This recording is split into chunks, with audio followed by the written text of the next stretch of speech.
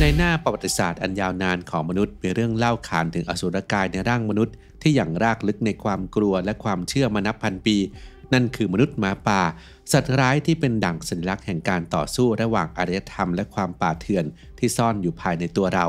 เรื่องราวของมันถูกบันทึกไว้ในหลากหลายวัฒนธรรมตั้งแต่มหากาพย์ของกรีกโบราณวิถีของนักรบนอร์สผู้บ้าคลั่งไปจนถึงห้องพิจารณาคดีอันมืดมนในยุคกลางและท้ายที่สุดก็ถูกนำมาตรวจสอบภายใต้มุมมองของวิทยาศาสตร์สมัยใหม่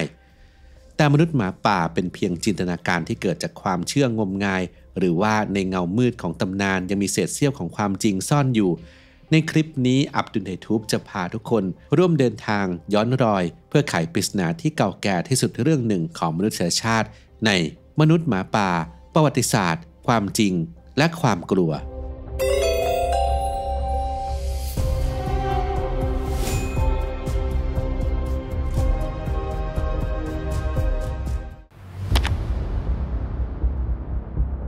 ตำนานมนุษย์หมาป่าไม่ได้เริ่มต้นขึ้นณที่ใดที่หนึ่งโดยเฉพาะแต่ปรากฏขึ้นในหลากหลายอารยธรรมโบราณทั่วโลกแต่ละแห่งได้สร้างสรรค์อสุรกายชนิดนี้ขึ้นมาเพื่อสะท้อนความวิตกกังวลและความเข้าใจที่ตนมีต่อธรรมชาติอันเร้นลับอำนาจศักดิ์สิทธิ์และความชั่วร้าย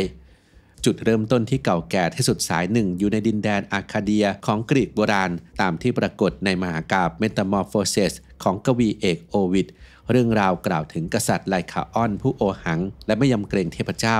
วันหนึ่งมหาเทพซุสได้ปลอมองค์เป็นสามัญชนเพื่อทดสอบคุณธรรมของเขาแต่ไลคาออนกลับวางแผนลอบสังหารและนำเนื้อมนุษย์มาปรุงเป็นอาหารเพื่อถวายทดสอบความเป็นเทพเมื่อซุสตระหนักถึงการล่วงละเมิดอันชั่วร้ายนี้พระองค์ก็บันดาลโทสะอย่างรุนแรงแต่แทนที่จะสังหารไลคาออนในทันทีซุสกลับมอบการลงทันที่น่าสยดสยองยิ่งกว่าขณะที่ไลคาออนวิ่งหนีเอาชีวิตรอดร่างกายของเขาก็เริ่มเปลี่ยนแปลงไปเสื้อผ้ากลายเป็นขนสัตว์แขนขากลายเป็นขาหน้าและเสียงพูดก็แปรเปลี่ยนเป็นเสียงหอนอันโหยหวนเขากลายเป็นไลแคนทรอปหรือหมาป่าตนแรกของโลกนี่คือภาพลักษณ์แรกของมนุษย์หมาป่าในฐานะสัญลักษณ์ของการท้าทายอำนาจเทพเจ้าและผลลัพธ์ของการกระทำอันโหดร้าย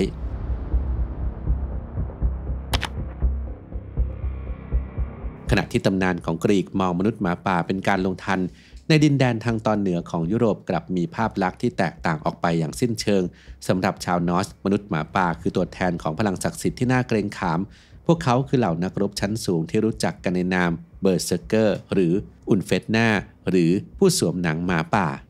นักรบเหล่านี้ไม่ได้ถูกสาปแต่พวกเขาเลือกที่จะเชื่อมต่อกับจิตวิญญาณของสัตว์นักล่าผ่านพิธีกรรมเพื่อปลดปล่อยสภาวะคลุ้มคลั่งที่เรียกว่าเบอร์เซอร์เกอร์แกงเกอร์ออกมาในสนามรบสโนรีสตูนอูสันนักประวัติศาสตร์ชาวไอซ์แลนด์ได้บรรยายถึงนักรบเหล่านี้ว่าพวกเขาจะพุ่งเข้าสู่สมรภูมิโดยไม่สวมเกราะบ้าคลั่งดุจหมาป่าหรือหมีไม่ว่าไฟหรือเหล็กก็ไม่อาจทำอันตรายได้พวกเขาจะหอนเหมือนสัตว์ป่าและสังหารทุกคนไม่ว่ามิตรหรือศัตรูโดยไม่รู้สึกเจ็บปวดนี่คือภาพของมนุษย์หมาป่าในอีกมิติหนึ่งที่ไม่ใช่คำสาปแต่เป็นพรจากเทพเจ้าแห่งสงคราม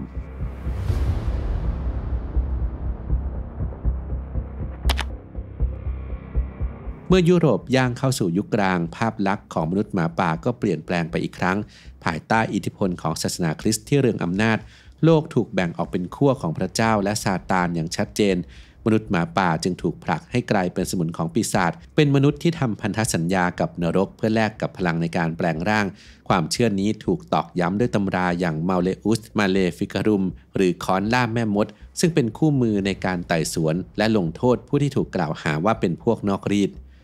คดีที่โด่งดังที่สุดคือคดีของปีเตอร์สตัมป์หรือที่รู้จักกันในนามมนุษย์หมาป่าแห่งแบดเบิร์กในปี 1589 เขาได้สารภาพขณะถูกทรมานว่าได้รับเข็มขัดวิเศษจากปีศาจซึ่งทำให้เขาสามารถแปลงร่างเป็นหมาป่าได้เขายอมรับว่าได้สังหารและกินเนื้อเด็กไป 14 คนหญิงมีครรภ์อีก 2 คนและแม้กระทั่งลูกชายของตัวเองการลงทันเขาจึงเป็นไปอย่างโหดเหี้ยมทารุณเพื่อเป็นเครื่องเตือนใจแก่ผู้คนถึงภัยจากปีศาจ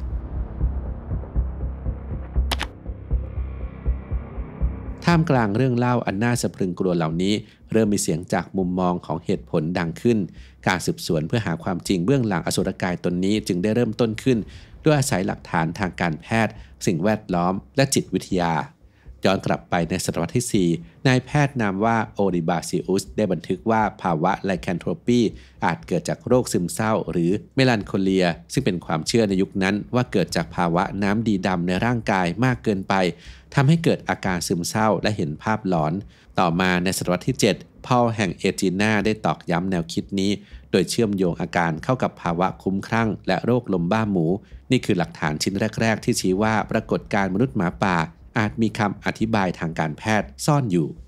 ขณะที่ในช่วงศตวรรษที่ 16 และ 17 ยุโรปต้องเผชิญกับความวุ่นวายจากโรคระบาดสงครามและความอดอยากสภาวะเช่นนี้ทำให้สังคมตกอยู่ในภาวะอุปทานหมู่ผู้คนต่างต้องการแพะรับบาปเพื่ออธิบายโชคร้ายที่เกิดขึ้น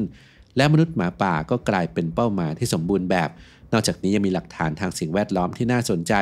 คือภาวะเออร์โกทิซึมหรือการได้รับพิษจากเชื้อราคลาวิเซปเพอร์พูเรียที่ปนเปื้อนในข้าวรายพิษชนิดนี้จะโจมตีระบบประสาททำให้เกิดอาการชักกระตุกและอาการทางจิตอย่างรุนแรงเช่นเห็นภาพหลอนและคลุ้มคลั่งจึงเป็นไปได้ว่าการระบาดของเชื้อรานี้อาจทำให้คนทั้งหมู่บ้านเกิดอาการผิดปกติและถูกตีความว่าเป็นฝีมือของมนุษย์หมาป่าและเมื่อยุโรปเข้าสู่ยุคเรืองปัญญาการสืบสวนได้ย้ายจากห้องไต่สวนมาสู่ห้องปฏิบัติการมีการค้นพบภาวะไฮเปอร์ไทรโคซิสหรือกลุ่มอาการมนุษย์หมาป่าซึ่งเป็นภาวะทางพันธุกรรมที่ทำให้มีขนงอกยาวปกคลุมทั่วร่างกายเช่นกรณีของเปตรุสกอนซาวุสเด็กชายจากศตวรรษที่ 16 ที่ร่างกายเต็มไปด้วยเส้นผมหนาแต่ภาวะนี้เป็นลักษณะถาวรซึ่งแตกต่างจากตำนานที่มักเล่าถึงการแปลงร่างชั่วคราวอีกหนึ่งโรคที่อาจเกี่ยวข้องคือโรคพิษสุนัขบ้าซึ่งเกิดจากเชื้อไวรัสที่โจมตีระบบประสาทและมักติดต่อผ่านการกัดของสัตว์อาการของโรคมีทั้งความก้าวร้าวประสาทหลอนและกลัวน้ำแนวคิดที่ว่าคำสาปมนุษย์หมาป่าสามารถส่งต่อผ่านการกัดได้นั้นสะท้อนภาพของโรคพิษสุนัขบ้าอย่างชัดเจนอย่างไรก็ตามหลักฐานชี้ว่าความเชื่อเรื่องของการส่งต่อคำสาปผ่านการกัดนี้กลับไม่ค่อยปรากฏในนิทานพื้นบ้านโบราณแต่เป็นแนวคิดที่ถูกเพิ่มเติมเข้ามาในยุคหลังโดยเฉพาะในโลกภาพยนตร์ในปัจจุบันจิตเวชศาสตร์ได้นิยามภาวะที่เรียกว่า clinical lycanthropy ว่าเป็นภาวะหลงผิดอย่างรุนแรงที่ผู้ป่วยเชื่ออย่างสนิทใจว่าตนเองนั้นกำลังหรือได้แปลงร่างกลายเป็นสัตว์ไปแล้วพวกเขาอาจแสดงพฤติกรรมเหมือนสัตว์เช่นคลานสี่ขาส่งเสียงเห่าหอนและอยากกินเนื้อดิบภาวะนี้มักเป็นอาการแสดงออกของโรคทางจิตเวชที่รุนแรงเช่นโรคจิตเภทหรือโรคไบโพล่าจึงเป็นไปได้สูงว่าผู้ต้องหาบางคนที่ถูกกล่าวหาว่าเป็นมนุษย์หมาป่าในประวัติศาสตร์อาจจะเป็นเพียงผู้ป่วยที่ทนทุกข์จากอาการหลงผิดของตนเอง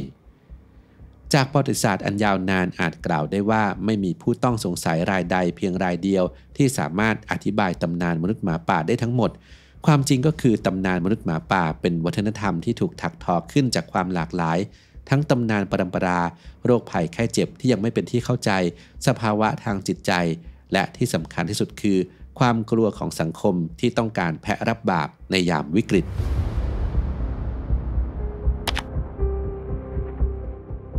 แม้ประวัติศาสตร์ของมนุษย์หมาป่าจะซับซ้อนแต่ภาพลักษณ์ที่คนส่วนใหญ่จดจำได้ในปัจจุบันกลับถูกสร้างขึ้นมาใหม่ในโลกของวรรณกรรมและภาพยนตร์โดยเฉพาะอย่างยิ่งภาพยนตร์ของค่าย Universal Pictures เรื่อง The Wolfman ในปี 1941 ภาพยนตร์เรื่องนี้ได้กลายเป็นพิมพ์เขียวของมนุษย์หมาป่ายุคใหม่และได้บัญญัติกฎที่กลายเป็นมาตรฐานนับตั้งแต่นั้นเป็นต้นมา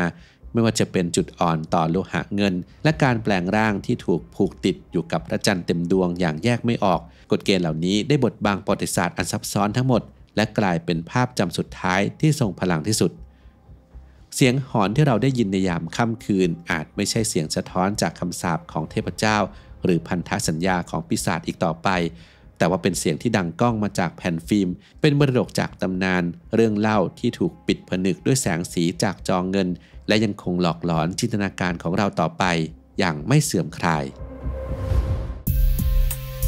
CBD Morning Gummies มีส่วนผสมของสารสกัดโกจิเบอร์รี่วิตามิน B รวมและชาเขียวที่ช่วยให้สมองนั้นตื่นตัวและร่างกายรู้สึกกระปรี้กระเปร่าอย่างเป็นธรรมชาติครับผลิตภัณฑ์นี้เป็นทางเลือกใหม่สำหรับผู้ที่ต้องการความสดชื่นในตอนเช้าโดยไม่ต้องพึ่งพาคาเฟอีนเข้มข้นเหมาะสำหรับการเริ่มต้นวันใหม่อย่างสมดุลครับโดยผู้ใช้พบว่าการรับประทานในตอนเช้าก่อนเริ่มงาน จะช่วยให้มีสมาธิในการทำงานได้ดีขึ้นและไม่รู้สึกว้าวุ่นและเมื่อคืนทุกคนนอนหลับดีไหมครับลองคอมเมนต์มาคุยกันได้ครับ